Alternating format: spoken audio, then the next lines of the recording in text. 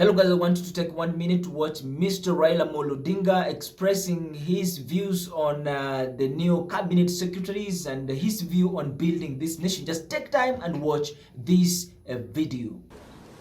So you said the answer is not to increase taxes, but to spread out, widen the net and lower the taxes, and we get more revenue. The following year it went 500 billion. 700 billion, 900, we reached 1 trillion. We were able to finance most of our budget from local resources without having to borrow from donors. 95% of our development expenditure was coming from local revenue. If you are sick, there are only two things that can happen to you. Either you will be treated and you will get well. They have nothing to fear. But if you don't recover, then you die. If you die, there's nothing to fear. Why? Because you will either go to heaven or to hell. If you go to heaven, there's nothing to worry about. You will be okay. Even if you go to hell, there's nothing to worry about. You'll find so many of your friends.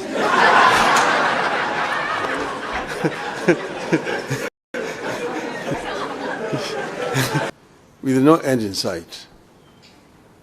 My task is to share with you the alternative economic pathways proposed by the Azimio la Umoja One Kenya coalition party for the people of Kenya.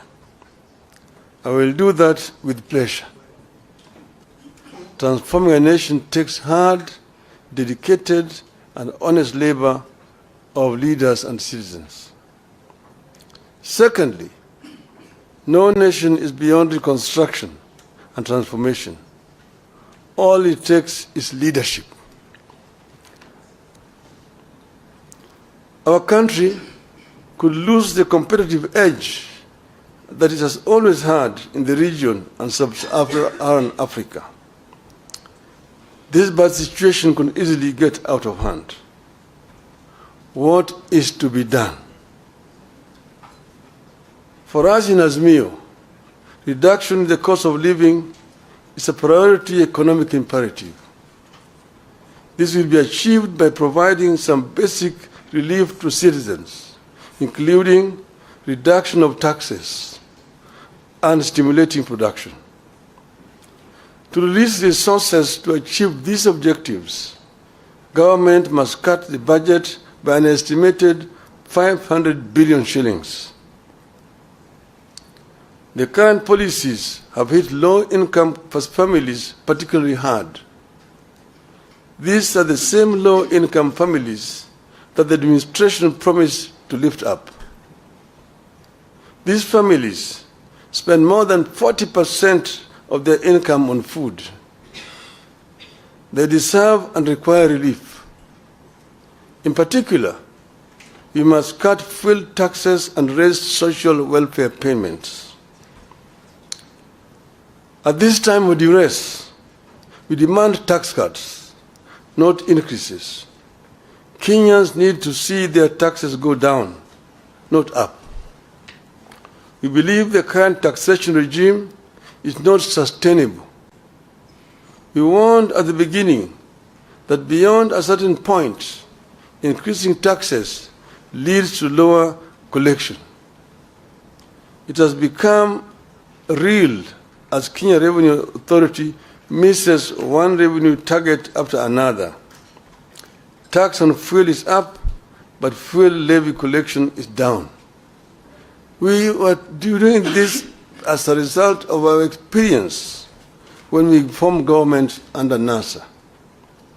Under NASA, we found an economy that was stagnant, and the growth was negative. Revenue collection was very low, and the Paris Club had actually clamped down on the government. So the government was actually just limping. And when we came into government, what we did was to address the two sides of the balance sheet, income and expenditure. We found out the government was collecting 200 billion shillings of all that was being collected. We looked at the sources of revenue, customs duty, income tax, the VAT, and so on. And then the other side, expenditure, how they were procuring. You looked at revenue officers, those officers in the customs, in the income tax department, in the VAT, and procurement officers in all the ministries. They were the boys in town. They're the ones who are buying apartment blocks in town, the ones who are driving the latest models of cars, Mercedes, Toyota, what have you. They're the ones who are building castles in rural areas. They're the ones who are building high-rise buildings in village markets. If you did a lifestyle audit, you're able to catch them. And we did lifestyle audits and caught very many of them. We sacked some we sent to jail. And all of a sudden, revenue rose up. From 200 billion shillings, within the 6 months from January to June, we went up by 100 billion shillings. We collected 300 billion shillings. So we said, the answer is not to increase taxes, but to spread out, widen the net, and lower the taxes, and we get more revenue. The following year, it went 500 billion, 700 billion, 900, we reached 1 trillion. We were able to finance most of our budget from local resources without having to borrow from donors. 95% of our development expenditure was coming from local revenue. And that's why we were advising the inadvisable that you don't have to increase taxes to get revenue. Procurement, because you can raise revenue, but it all just goes into people's pockets. We found that under Moi, there was a procurement law which says that any item above 100,000 shillings had to be procured competitively. In other words, you have to advertise in at least 3 newspapers. And there must be at least 3 bidders, and you procure competitively. Each and every ministry has a procurement officer, seconded from the treasury, who was in charge. We found that each procurement officer had 3 companies registered. And there was a kind of a cartel and a collusion. The one in Ministry of Finance is supplying Ministry of Education. The one in Education is supplying health. One is health is supplying roads. When roads is supplying agriculture. And if you are the tender, there will be 3 companies. All those 3 belong to one person. And of course the building, the commission, which is shared among various commission officers. An item that's supposed to be procured at 100,000 shillings goes for 5 million shillings. And that's where the money is being lost. These ones, again, we did lifestyle audit. We sacked some of them. We jailed some of them. The government was now procuring competitively. And that is how we manage that economy. So you need to stimulate production. Interest rates need to come down in order to stimulate economic activity. This is particularly urgent and critical, given that in the Finance Act of 2023, the regime is pursuing higher spending and taxes for the next 2 years. Businesses will obviously pass the costs to consumers, worsening the cost of living further. We needed to invest in direct relief to individuals through programs that put money directly into the people's pockets, which is why we asked the Kenya Kwanza to continue with and expand the Kazi Mtaani program. And it can be expanded the way we did it ourselves there, Kazi kwa vijana, to the rural areas as well. Investment in labor-intensive programs like road construction, rural water systems, afforestation, and so on. This has proven over the years to yield positive results. We believe that putting money into construction of schools' infrastructure would yield better returns than the construction of houses through taxation.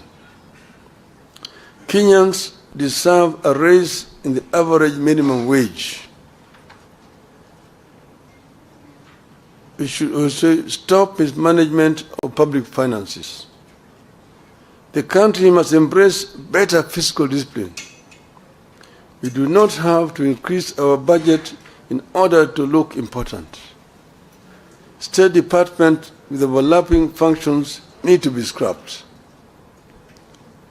Why do we have coordination of international development partnerships at both the Deputy President's Office and the Ministry of Foreign Affairs, complete with budget lines, while the National Treasury also runs an external resources department?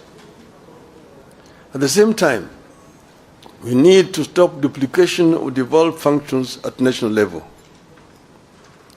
You have a situation where the national government is competing with the counties in several other functions, functions which are constitutionally devolved, like health, like agriculture, like water, and so on. Why should the national government be the one procuring fertilizers and distributing it to the county government when agriculture is devolved?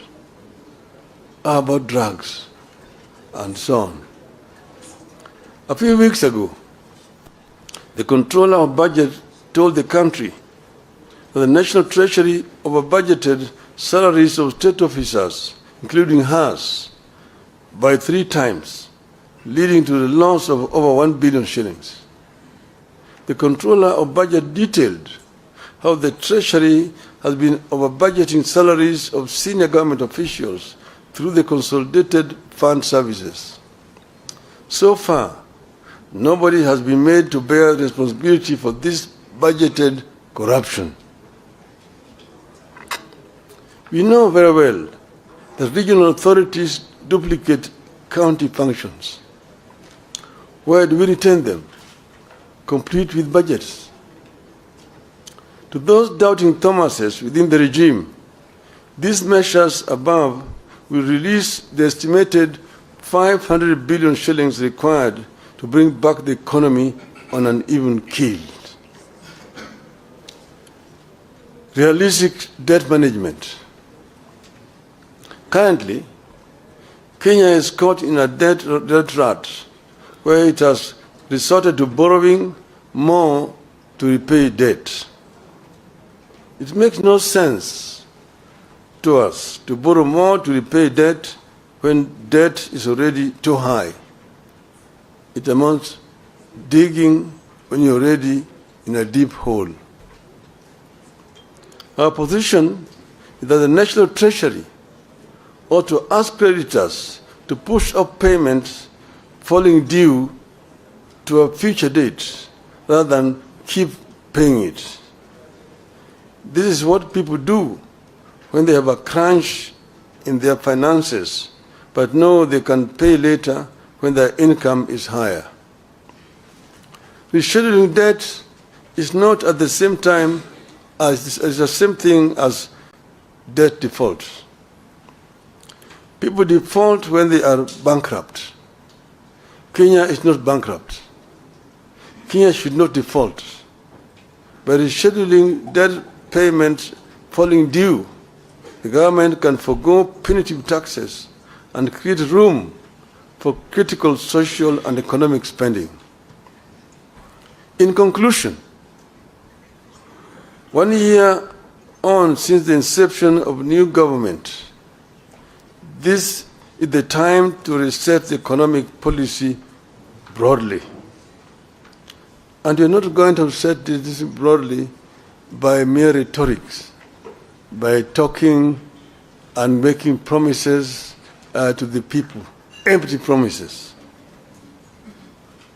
The effectiveness of government by key initiatives, including the HATA Fund, should be reviewed by a forum comprised of the government, political parties, the business community, and the civil society. This is what should be happening. And if this happens, we will be able to come up with proper solution to the problem that we are facing today. The government today is living in denial. If you listen to the State of the Nation address yesterday, if you were talking to some people who are living in planet Moon, you are not being realistic to problems confronting this country. And these problems must be confronted frontally, not by trying to give diversions here and there. We have said today that the cost of living is real and is killing the people. It has to be addressed if you are going to actually relieve the plight of the people of this country. This is our position as Azimio. Now, finally, Madam, you've written there, Raila Odinga ran for presidency 5 times and lost 5 times. In other words, and each time he complained that he did not lose. I accepted losing elections in 1997. I said I'd lost and accepted. In 2007, the jury is out there. Everybody knows what happened. In 2013, everybody knows. 2017, people know. 2022, some of you are around in the country. The so-called Independent Election and Boundary Commission had 7 commissioners. Out of those 7 commissioners, 4 said no. 3 are the ones who said yes. But 4 said no. And they even have come before the Kalonzo team and have said no. And they have said that the chairman erred, that up to now he has not published the results of the elections in accordance to the law. And to me, they say that 4 is bigger than 3.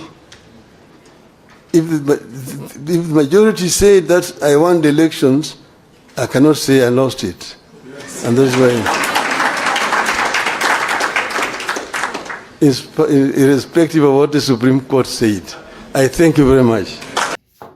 My concern is this a statement of the state transformation, or a statement of self-representation? Stories have been told on how we are going to transform a nation, on how we're going to form a country, on how we are going to move forward as a country. But trust me, you Kenyans, all these are supposed to shut up and coach. They have been having blame games. When somebody is in, the one who is outside is better. When he gets in, he is a whole. He is to blame. And these blame games need to be put to rest. And then start cultivating step by step to climb to the top to build a nation. Give the young people hope and the old people security. So you see that. And give the women protection. Why can't we just be like that? Why can't we just be lenient to people? We are Kenyans, man. And our business is to build Kenya.